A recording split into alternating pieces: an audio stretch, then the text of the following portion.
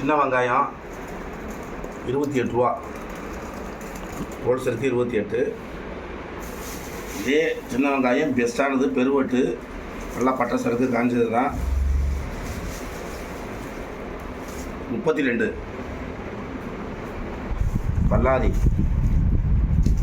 22 ரூபா, 20 ரூபா இது போட்டுடலாம்.